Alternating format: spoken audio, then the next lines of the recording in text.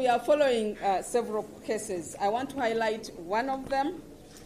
This is a case from a husband whose wife was trafficked to Iraq by Sempija. Here is Sempija and a certain Lillian. So Sempija and Lillian. This is another picture of Lillian. So these two, first, this lady who was trafficked in June 2021, she was contacted by her uncle's friend. Now you can see friends and what? Relatives. So the uncle's friend is called Boaz. So Boaz told her on the phone that he would secure her a housemaid job in Saudi Arabia since that time of lockdown. So Boaz connected her to Sempija. So this Sempija here connected her. So Sempija told her that she would support her in the process to get documents, and told her that she would be paid $900 for a housemaid job. And especially $900 because she had enough experience and she spoke Arabic. In September 2021, Sempija contacted her and told her to go to Chibuli Hospital for medical examination, which she did on 1st October 2021. Sempija then instructed her to go along with the medical exam report to Wakiso district, where he said their offices were located. She reached Wakiso and found 8 other girls that had come to see Sempija. So there was no clear office. So he met them actually outside. So that's how they operate. They are very elusive. So Sempija briefed them and said that they would be paid $250. That's when she raised her hand and said, "Hey, Sempija, you had promised that I would be paid $900. So then she told her that she was a special case because she spoke Arabic and she would be paid $900.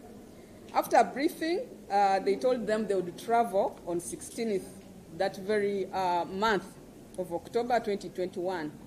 That's when she received a call, telling them that, they even coached them that they would go one by one to immigration so that there's no suspicion that maybe they are connected to one another.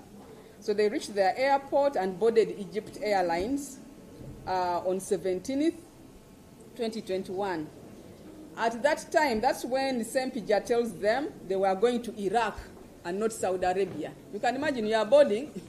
Now Sempija now says, now you are going to Iraq and not what? Saudi Arabia. Those are all red flags. And then clearly on 17th, at 4 a.m., they reached Iraq, Baghdad. Lillian called them. You see the syndicate. So this Lillian here called them and said somebody was going to come and take their passports away. After 30 minutes, a gentleman asked whether they are the ones connected to Lillian. You can imagine. You don't know the person, so somebody comes and picks you from Baghdad, asks you, are you the ones connected to Lillian?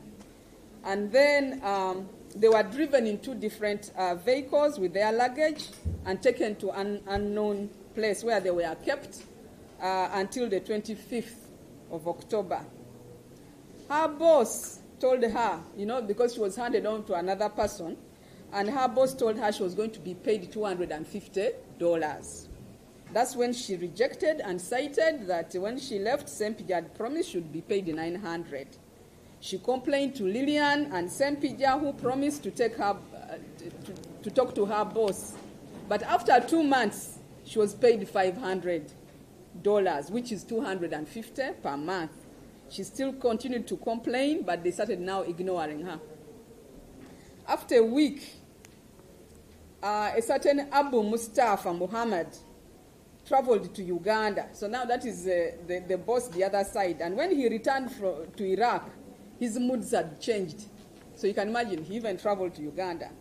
She overheard him and his mother, because she was staying with him and his mother, talk about marrying her.